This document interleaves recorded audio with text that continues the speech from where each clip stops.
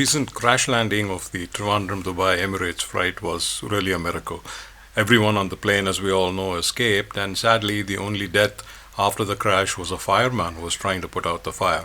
But the story doesn't end here, it gets weirder.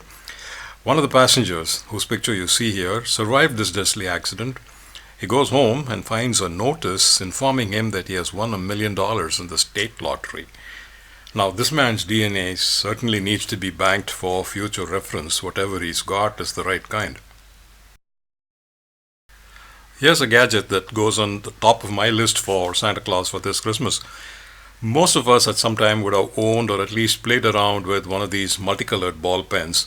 Once our curiosity was satisfied, the pen is discarded, or more likely it breaks down after a few days of use. Now here comes the digital version of this toy. Point the non-business end at any object and it picks up the exact color. A lot like the eyedropper tool that all paint and graphics apps have. Then what you do is you flip the pen over and the exact shade is mixed by the gizmo and put out. I want this. I don't know what I would do with it. Don't have the artistic skills, but I certainly want this one. This one's not for you if you're a little queasy. We have all heard of people with a eating disorder who would have a meal and then after they finish they'd go over to the toilet and then bring everything out, what's called bulimia. And this is not a healthy thing to do, but there are people who do it. Now, there is this device that has now been introduced that goes a step further. What you can do is that they put a little button, a sort of a second belly button on your abdomen, and after you finish eating, what you then do is you connect this belly button to a little device. You carry this thing in a pouch, then you take it out and you connect one end of it to a tube which goes into the toilet bowl and the other end to the belly button, and presto, when you push that lever, all that you ate comes right out and goes into the toilet flush. Gross, absolutely gross, but apparently this device has been approved by the FDA and is now available.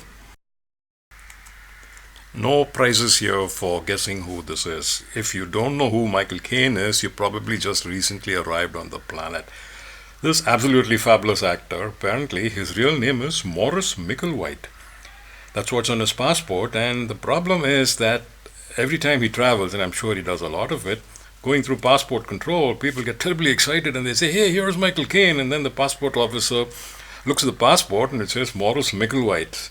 So to get over this problem, he has legally now changed his name.